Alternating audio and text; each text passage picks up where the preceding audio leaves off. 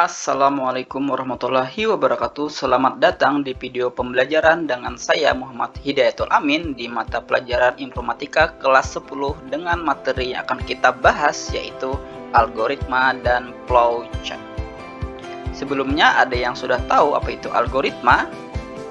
Jadi algoritma adalah langkah-langkah untuk menyelesaikan suatu masalah yang disusun secara sistematis dengan bahasa yang logis. Jadi algoritma adalah cara bagaimana kita memecahkan suatu masalah yang diselesaikan secara sistematis atau berurutan. Dan di sini ada contoh perumpamaan algoritma, yaitu seperti proses membuat kue dan membuat pakaian. Proses ini mempunyai algoritmanya tersendiri atau step by step. Bisa kita lihat contoh pertama yaitu pembuatan kue. Dalam proses ini kita perlu yang namanya algoritma. Dan algoritmanya adalah resep kue. Kenapa? Karena kita tidak bisa membuat kue tanpa adanya resep, dan kita juga harus tahu dulu apa saja bahan-bahan dan alat untuk membuat kue tersebut. Dan yang kedua yaitu proses membuat pakaian. Algoritmanya adalah pola pakaian. Sama seperti contoh yang pertama tadi, kita tidak bisa membuat pakaian tanpa tahu bagaimana pola pakaian tersebut. Di dalam membuat algoritma terdapat 3 proses. Coba kita lihat lingkaran yang ada di layar, yaitu ada input, proses, dan output. Ketiga proses ini saling berhubungan. Jadi yang pertama itu adalah input. Input adalah masukan yang ada di dalam permasalahan yang akan kita selesaikan dan akan masuk ke tahapan proses. Dan proses ini nantinya akan menghasilkan sebuah output, yaitu hasil dari permasalahan kita tadi. Dan materi selanjutnya yaitu flowchart. Flowchart adalah jenis diagram alir yang mewakili algoritma, alur kerja, atau proses yang menampilkan langkah-langkah dalam bentuk simbol.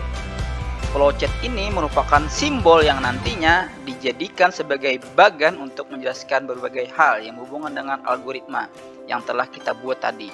Di pembuatan flowchart terdapat banyak simbol-simbol. Dan simbol tersebut mempunyai fungsinya masing-masing. Bisa kita lihat di layar, ada banyak sekali simbol-simbol dari flowchart. Baiklah, di sini saya akan memberikan contoh algoritma dan flowchart sederhana, yaitu membuat kue coklat. Sebelumnya bisa kita lihat dulu algoritma membuat kue coklat, yaitu resep kue. Dan di sini ada 7 tahapan di algoritma tersebut. Di dalam algoritma membuat kue coklat terdapat 3 tahapan tadi, yaitu ada input, proses, dan output. Setelah kita selesai membuat algoritmanya, baru kita bisa membuat flowchart-nya. Ingat, kita harus terlebih dahulu menyelesaikan algoritma, baru kita bisa membuat flowchart-nya. Dan ini adalah contoh flowchart membuat kue coklat. Di sini bisa kita lihat flowchart yang kita buat dari algoritma tadi. Di flowchart ini pun terdapat 3 tahapan seperti algoritma tadi, yaitu ada input, proses, dan output, tetapi di dalam bentuk simbol. Bisa kita lihat sama-sama.